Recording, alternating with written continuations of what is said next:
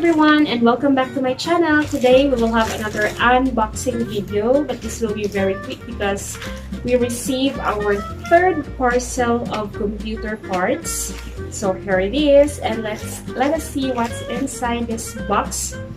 The first unboxing video, we have 6 items.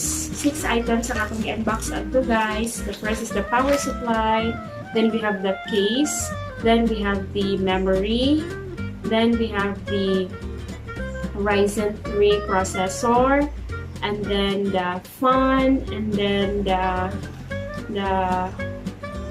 Seagate 1TB hard disk drive. So let us find out what's inside this box.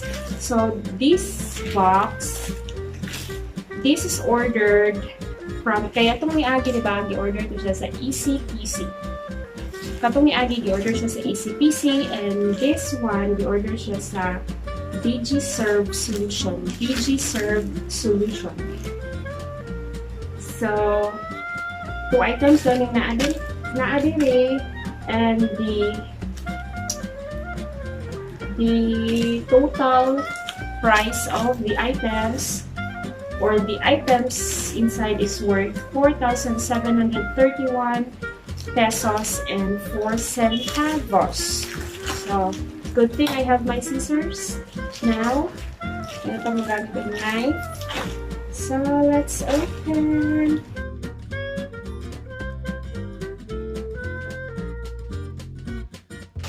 Open siya. Dali okay. Nangyagi kayo. Lisod kayo open kayo. Pulong bubble wrap. Maka ni wala na kaya. So this is the first item. And then this is the second item.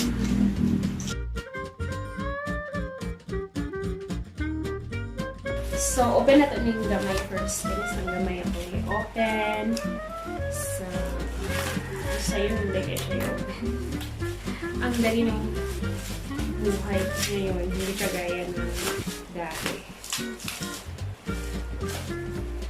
Struggle mag-open, no? Pero I think the first items need to be wrapped properly. Kaya we're fragile because yung mga items. Heavy pa po siya. Pero kami kaya kung siya hindi na kayo siyang bukaan. So, siguro in ani number of 2 layers of bubble wrap. So this is the first item. First item is ADATA Ultimate Solid State Drive, and this is 240 gigabytes. Wow.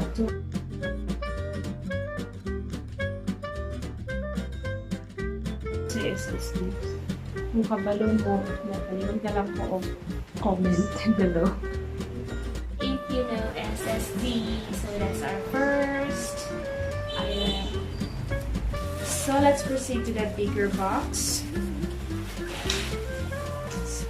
Dali kayong mabulak ba? Hindi kayo mag-isip. Para ito una kung kayo sutaan siya isipon.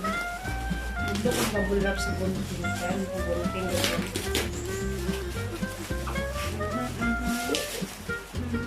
ASUS.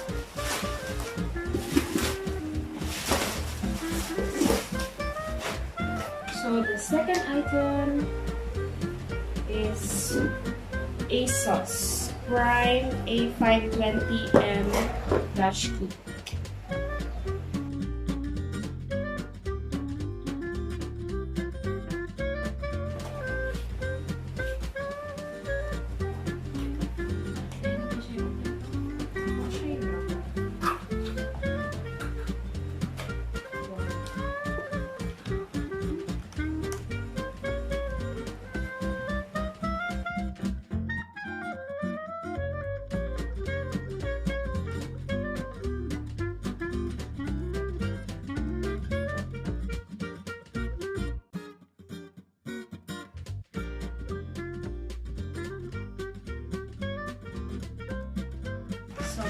Installation procedures.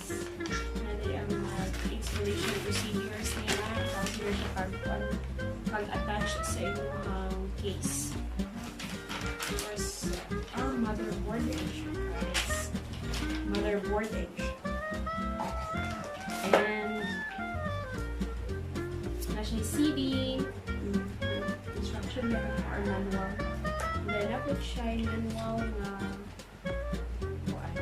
hard copy of the manual, and this one is the soft copy of the manual. So, this one name para ready siya.